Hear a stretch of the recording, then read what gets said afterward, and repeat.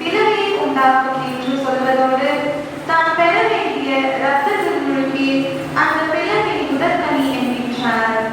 இறை அரசு பற்றிய செய்தி அதை அறிவிப்பவருக்கு அழிவாக முடிகிறது.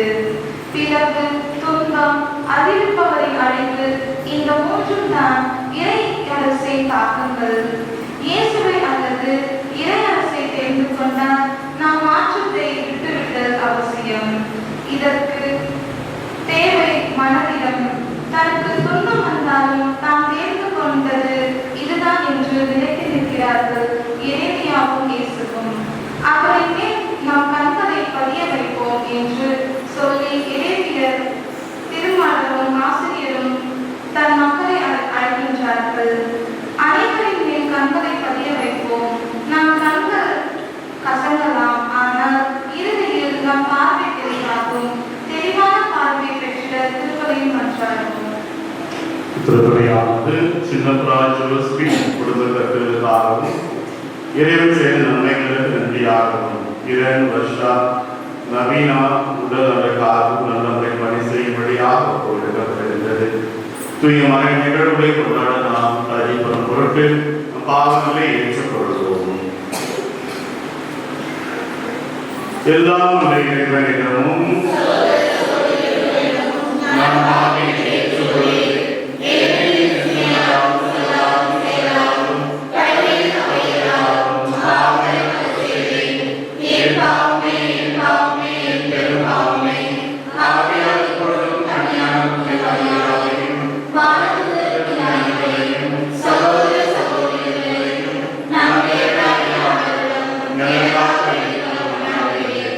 எல்லாம் நம்மை பாவங்களை மன்னித்து நம் நிலைவாழ்வில் அழைத்து செல்வாக. Amen.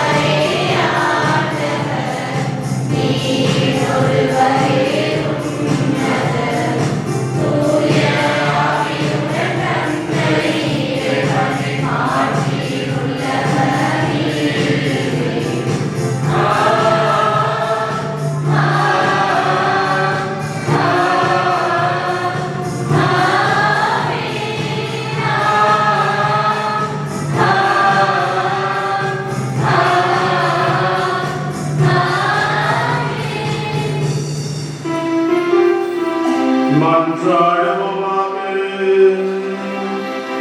எல்லாம் வல்ல இறைவா, உண்மை அன்பு செய்வதற்கு கல்பனாக ஏற்பாடு செய்திருக்கின்றேன்.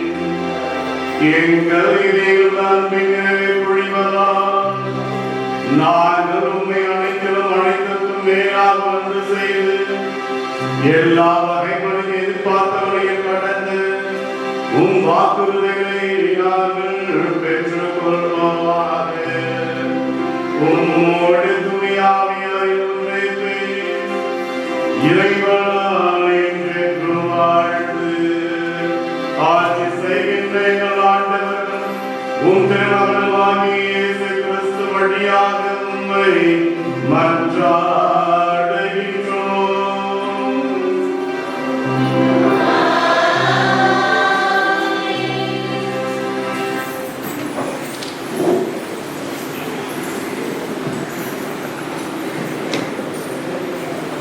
முதல் வாசகம் ஒன்றை எரேமியா இறைவாக்கினர் தன் சொந்த மக்களாலும் அரசனாலும் புறக்கணிக்கப்பட்டு பாழ்மை நிலத்தில் தள்ளப்படுகின்றார்.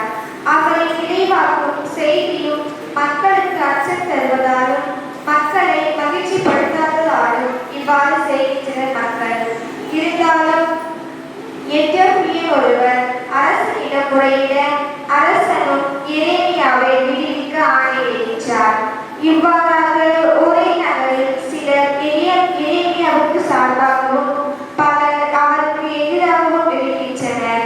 ஆக இறைவனின் செய்தி அவர் இறைவாக்கம் கொண்டு வரும் நிகழ்வு மக்களிடையே பிளவு என்று எடுத்துரைக்கும் இவ்வாசகத்தை கவனமுடன் செயல்படுவோம்.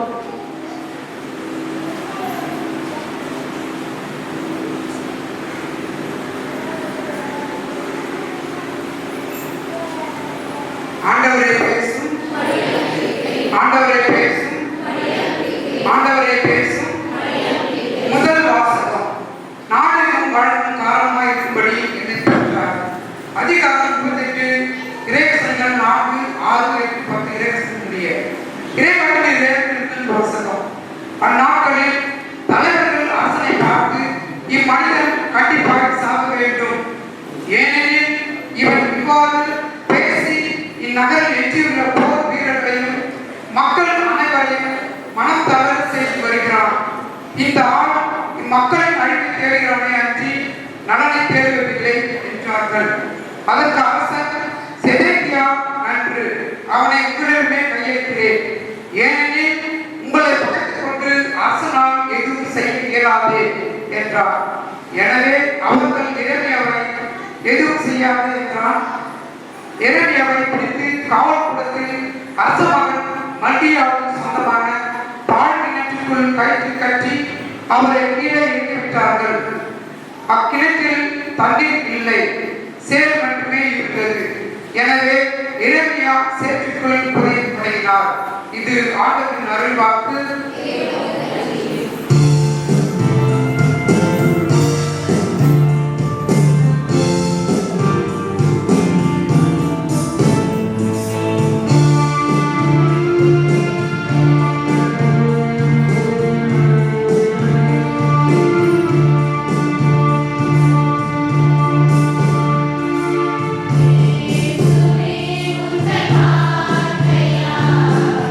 வாழ்வு வரம் பெருமை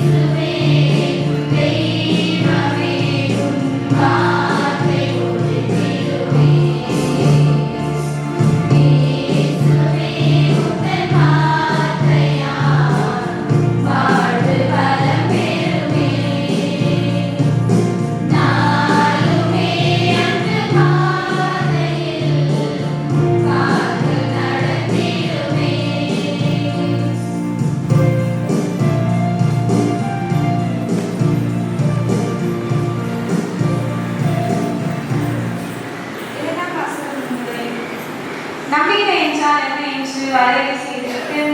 தொடர்ந்து ஆபிரகாம், ஈசாக்கு, யாக்கோபு, சிம்சோன் என முதல் ஏற்பாட்டு விளம்புவர்களை பட்டியலிட்டு அவர்கள் வாழ்வில் நம்பிக்கை வேரூன்றி இருந்த விதத்தை எடுத்து சொல்லும் எபிரேயருக்கு எழுதப்பட்ட திருமடலின் ஆசிரியர் இயேசுவின் மேல் கண்களை பதிய வைத்து தொடர்ந்து போடுவோம் என்றும் எவ்வித துன்பங்களையும் எதிர்கொள்வோம் என்றும் அறிவுறுத்தும் திருத்தல் பவுலின் இன்று 2ஆம் வாசகத்தை கவனமுடன் செயல்படுத்தும்.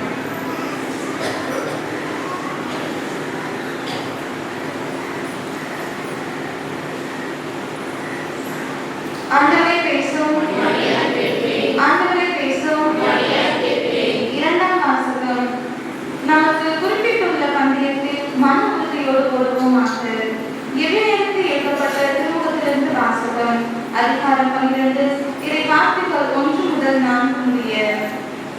சகோதர சகோதரிகளை, திறந்து வரும் மேகம் போல் இத்தனை சாட்சிகள் நம்மை சூழ்ந்து நிற்க எந்த சுமையையும் நம்மை பற்றி கொண்டிருக்கும் எந்த பாவத்தையும் உதறி தள்ளிவிட்டு தனக்கு குறிப்பிட்டுள்ள பந்தயத்தில் மன உறுதியோடு ஓடுவோமாக. நம்பிக்கையை தொடங்கி வழி நடத்துபவரும் அதை நிறைவு செய்பவருமான இயேசுவின் மீது கண்களை பதிய வைப்போம். அவர் தாம் அடைய இருந்த மகிழ்ச்சியின் பொருட்டு இழிவையும் பொருட்படுத்தாமல் சிலுவையை ஏற்றுக்கொண்டார். இப்பொழுது கடவுளது அரியணை வலப்பக்கத்தில் வீற்றிருக்கின்றார். பாவிகளால் நமக்கு உண்டான எந்த எதிர்ப்பையும் மன உறுதியோடு தாங்கிக் கொண்ட அவரை எண்ணி பாருங்கள். அப்பொழுது நீங்கள் மனம் சோர்ந்து தளர்ந்து போக மாட்டீர்கள். பாவத்துக்கு எதிரான போராட்டத்தில் ரத்தம் சிந்தும் அளவுக்கு நீங்கள் இன்னும் எதிர்த்து நிற்கவில்லை. ஆண்டவரின் அருள்வாக்கு.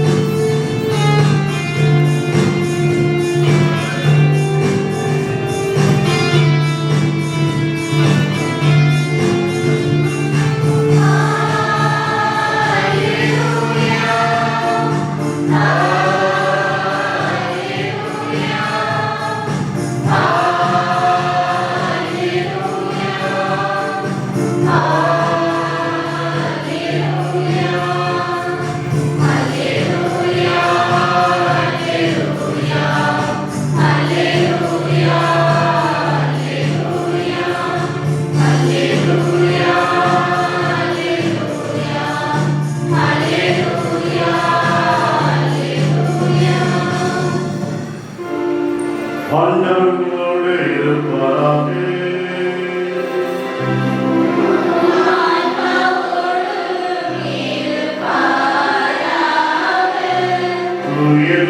எழுதிய நற்செய்தியிலிருந்து வாசகம்.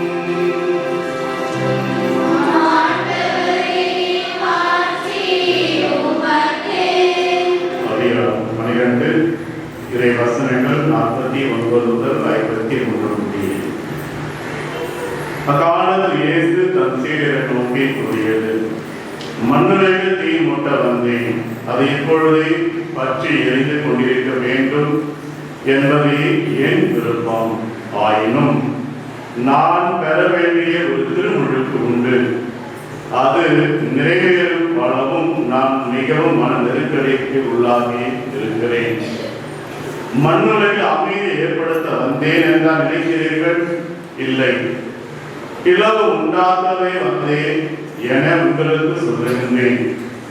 இது முதல் ஒரு வீட்டில் உள்ள 5 இருவருக்கு எதிராக 3, மூவருக்கு எதிராக 2 பிரிந்திருப்பர். தந்தை மகனுக்கும், மகன் தந்தைக்கும், தாய் மகளுக்கும், மகள் தாய்க்கும், மாமியார் தன் மருமகளுக்கும், மருமகன் மாமியாருக்கும் எதிராக பிரிந்திருப்பர். ஆண்டவரின் அருள்வாக்கு.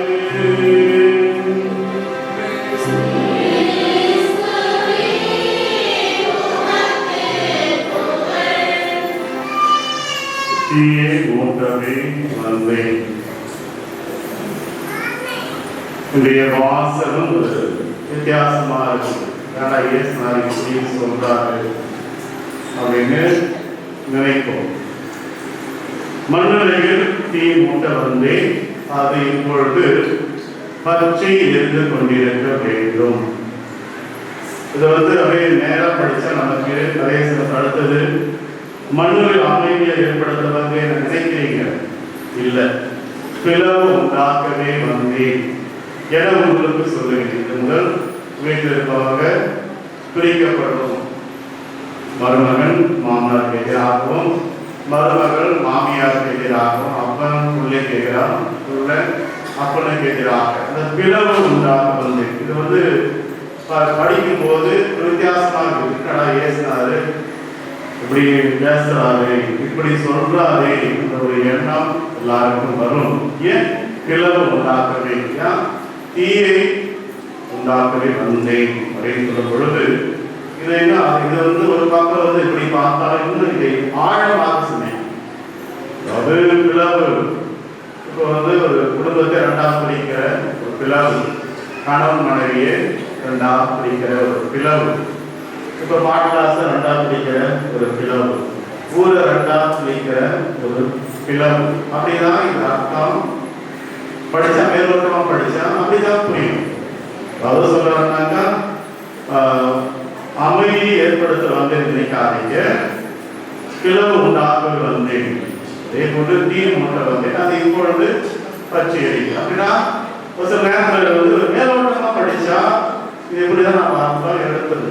ஆனால் அதை தாண்டி ஒரு ஆழமா சிந்திக்கும் பொழுது தீ மூட்ட வந்தேன், அதை ஒரு பச்சை எரித்து கொண்டிருக்கிறேன். பார்க்கும் பொழுது விபுலிய பின்னடியில் பார்க்கும் பொழுது அப்ப மோயிசன்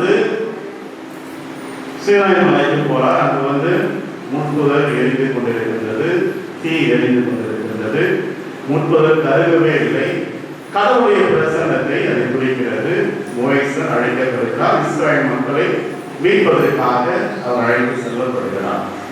அதே போன்று இறைவாக்கினர் வாழ்க்கையை பார்த்தாலும் அது தீ நெருப்பு வருவதை பார்க்கிறோம். இறைவாக்கினர் எசையா 6ஆம் அதிகாரத்துல பார்த்தா தெரியும். கடவுள் எசையாவை கூப்பிடுறார், மக்களை வழிநடத்த நீ வா அப்படின்னு கூப்பிடுறார். அப்ப எசையா சொல்றார், கடவுளே என் உதடு அசுத்தமான உதடு, நான் கெட்ட வார்த்தை பேசுற ஒரு மனுஷன், என்னையா நீ கூப்பிடுற அப்படின்ற. அதே சமயத்துல இந்த அசுத்தமான உதடு வாழ்ந்து கொண்டிருக்கிற இந்த அசுத்தமான மக்களோடு நான், இந்த ஊர்ல மக்கள் அசுத்தமான மக்களோடு நான் வாழ்ந்து கொண்டிருக்கிறேன், என்னையா நீ அழைக்கிறே அப்படின்னு இறைவன் எசையா சொல்றான். அப்போ சேராபீன்ல ஒண்ணு ஒரு வானதூதர் நெருப்பு பிழம்பை தீயை எடுத்து எசையா இறைவன் நாவை ஒரு சொட்ட உடனே அந்த நாவானது அசுத்த உடல்கள் தூய்மையாக்கப்படுகிறது. அப்ப இந்த தீயை மூட்டவே அப்படின்னா அந்த தூய்மையை குறிக்கிறது. அடிப்படையில எவ்வாறு மோயிசன் முதல் அபிரகாம் பலி கொடுக்கும் பொழுது, ஆடை வெட்டி பலி கொடுக்கின்ற பொழுது மேலும் நெருப்பு அந்த மாமிசத்தை எடுத்துக் கொள்ள வேண்டும். அப்ப அந்த நெருப்பு தூய்மையை எவ்வாறு எசையாவின் நாவை தூய்மையாக்கப்படுகிறாரோ அதே போல நெருப்பு பிழம்பு நம்மை தூய்மையாக்கப்படும். பஞ்சபூதங்கள் பஞ்சபூதங்கள் அப்ப நம்ம திருவண்ணாமலைக்கு எதை ஒப்புறாங்க?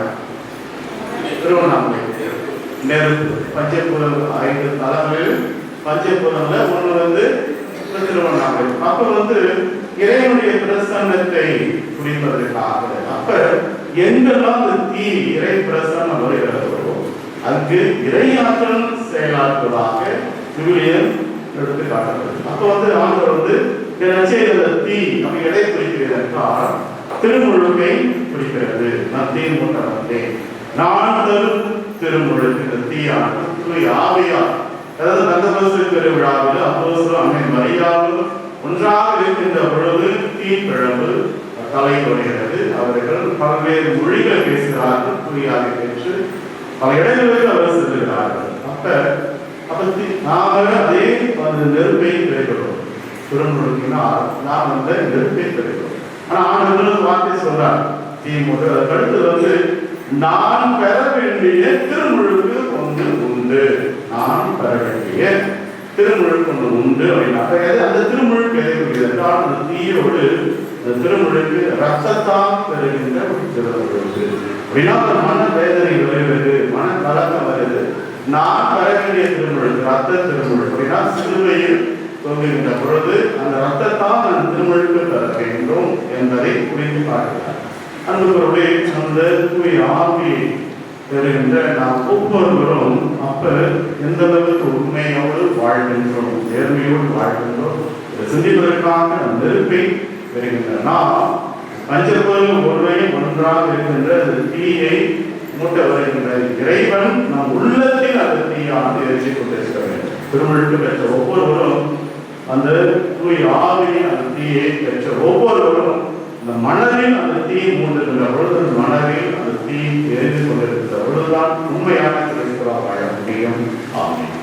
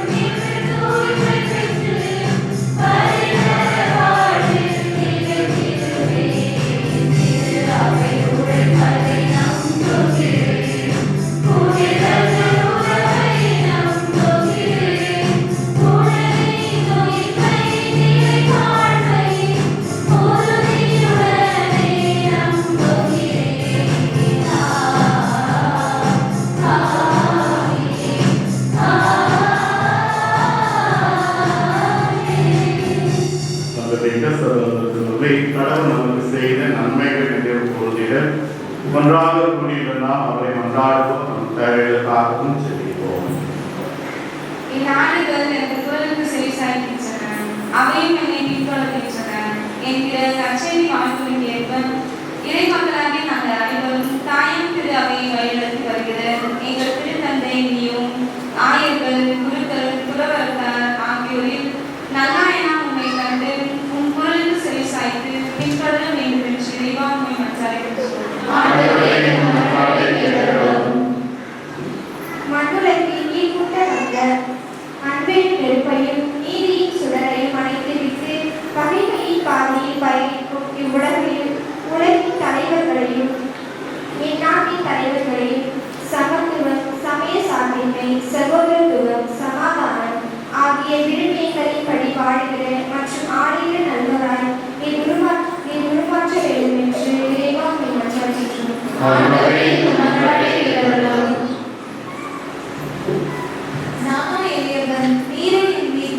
கடவுளே எனக்கு துணை செய்ய விரைந்து வாரும் என்கிற திருப்பாடல் வரிகளை எங்கள் வேண்டுதலாக ஒவ்வொரு எழுப்பி இன்னல்கள் நிறைந்த இவ்வாழ்வில் மனம் சோர்ந்து தளர்ந்து போகாமல் நம்பிக்கையோடு பயணிக்கவும், குறிப்பாக இளையோர் மற்றும் வலுவற்றோர் உண்மையை தங்கள் துணைவராக கொண்டு துணிவோடு முன்னேற அருள் தர வேண்டும் என்று இறைவன் மன்றாடுகின்றோம்.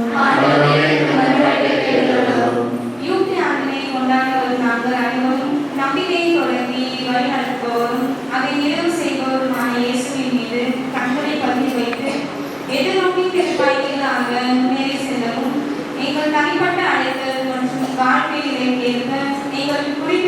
பந்தயத்தில் மன உறுதியோடு ஓடிட தேவையான பலன்கள் வேண்டும் செறிவாக மச்சாரிக்கிறோம். இங்கே கூடியுள்ள நாங்கள் அனைவரும் பாவத்திற்கு எதிரான போராட்டத்தில் மன உறுதியோடு பங்கேற்று எங்களை பற்றி கொண்டிருக்கிற எல்லா சுமைகளையும் பாவ நாட்டங்களையும் முதலில் தள்ளிவிட்டு உம் சார்பாகவும் உமது அரசுக்கு ஏற்றவர்களாகவும் வாழ்ந்திட அருள் தர வேண்டும் என்று இறைவாமை மச்சாரிக்கிறோம். நம்ம ஒருவரையும் வழிபட்டு திரைப்படமாக சொல்லிப்போம். ஆண்டவரே, உம்மை இறைஞ்சி மன்றாடும் திருவை மன்றாட்டுகள் உம் திருமுன் உணவாக தகுதி நம்பிக்கை கொள்ளாமல் இரக்கத்தை முன்னிட்டு மன்றாட்டுகளை கேட்கிறோம். எங்கள் ஆண்டவராகிய இயேசு கிறிஸ்து வழியாக மன்றாடுகிறோம்.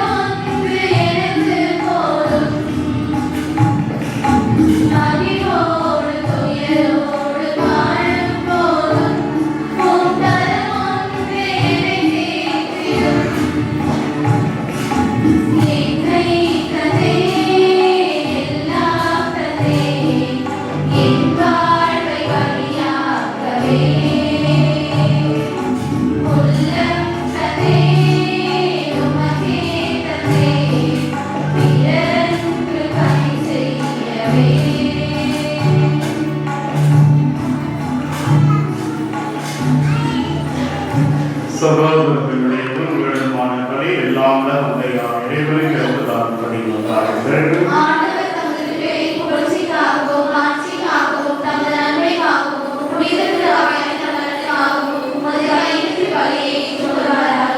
ஆண்டவரை மாட்சிமிக்கு மாற்றங்களை ஏற்படுத்த நீங்கள் காணிக்கைகளை ஏற்றுள்ளோம். அதனால் நீ தந்தவற்றை ஒப்பு கொடுத்து உண்மையை நாங்கள் பெற்றுக்கொள்ள தகுதி பெறுவோமாக. எங்கள் ஆண்டவராகிய இயேசு கிறிஸ்து வழியாக மன்றாடுகின்றோம். ஆண்டவர் உங்களோடு இருப்பாராக.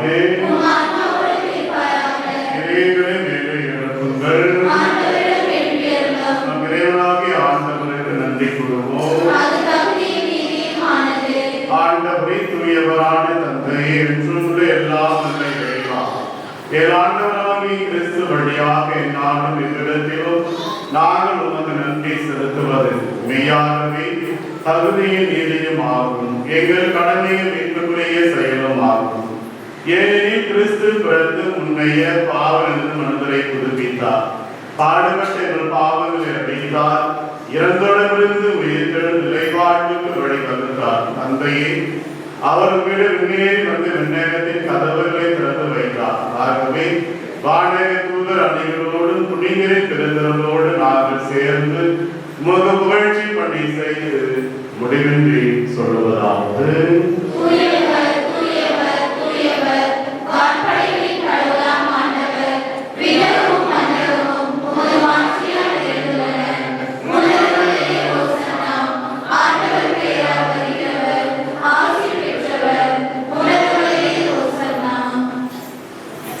ஆண்டவரே மெய்யாகவே தூயவர், தூய்மை அனைத்திற்கும் ஊற்று.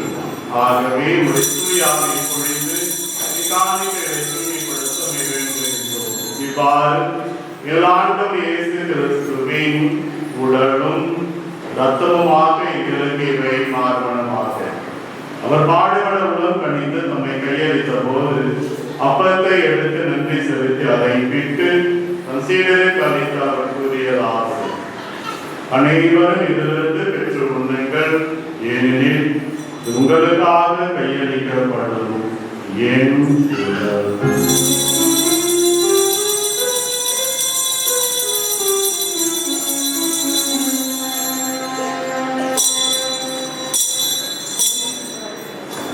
அவனமே இரவு விருந்து என் கிண்ணத்தை எடுத்து மீண்டும் நன்றி கூறி சீடரை கழித்து அவர் கூறியதாவது: அனைவரும் இதிலிருந்து பெற்று பருகுங்கள், ஏனெனில் இது தூய நிலையான உடன்படிக்கைக்கு உரிய ரத்தத்தை பின்னம். இது பாவம் மன்னிப்பு என்று உங்களுக்காகவும் அவருக்காகவும் சிந்தப்படும். இதை என் நினைவாக செய்யுங்கள்.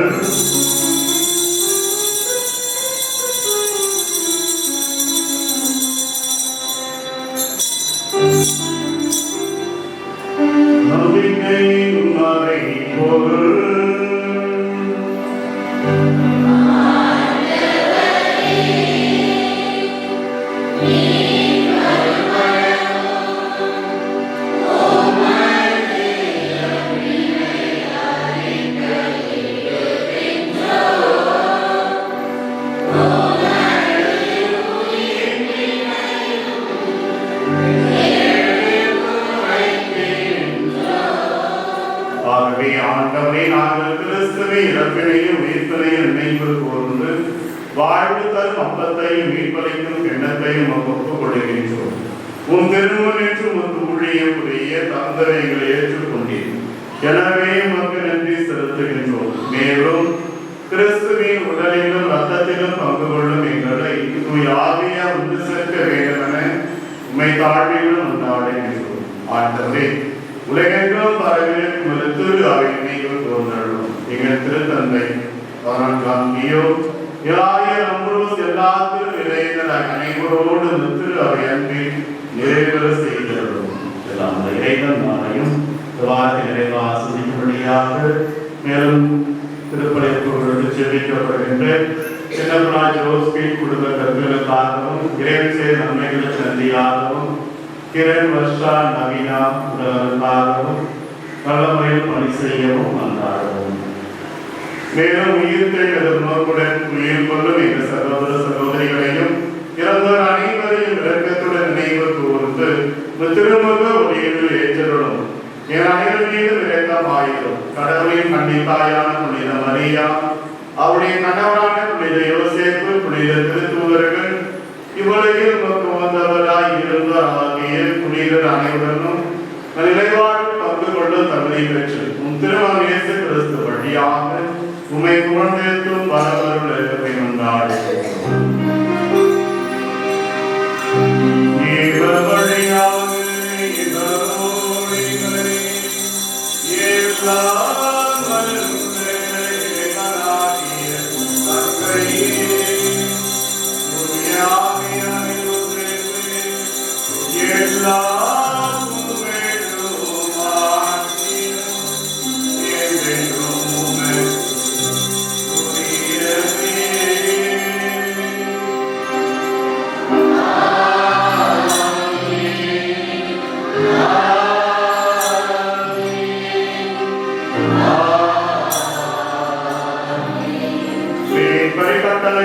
கற்பிக்கப்பட்டு இறை படிப்படியாம் பயிற்சி பெற்ற நாம் துணிந்து பாடுவோம்.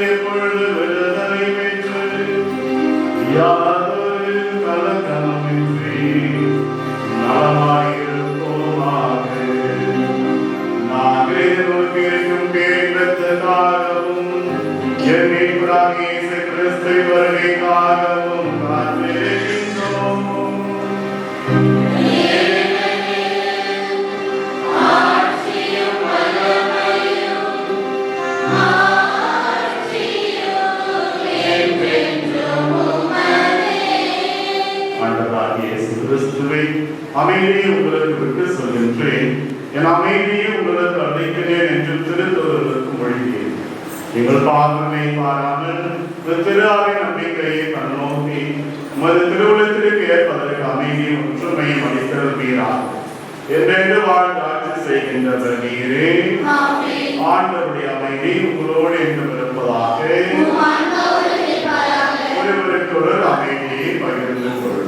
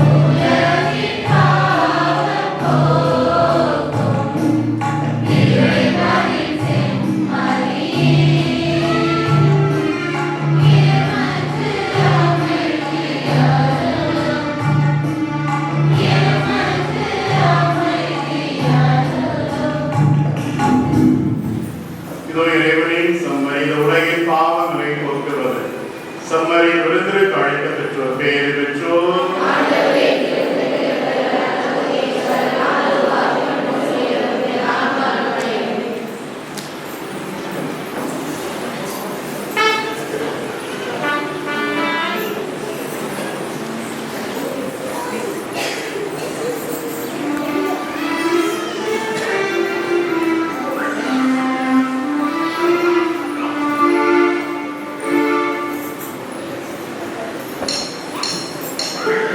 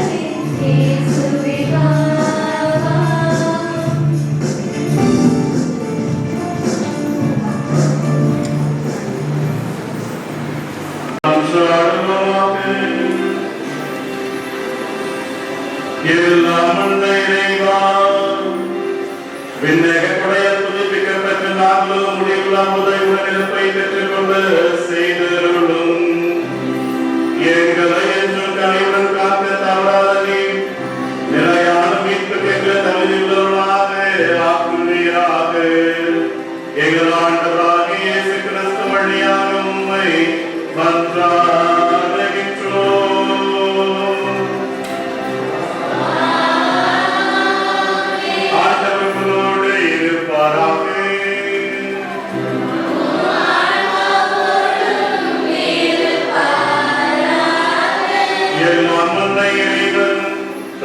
இறைவனின் துணையாமையார்களை ஆசீர்வதிப்பாராக.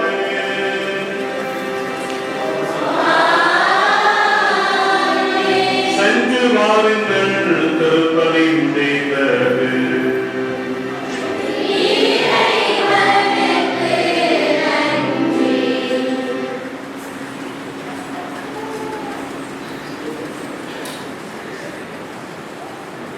Thank you.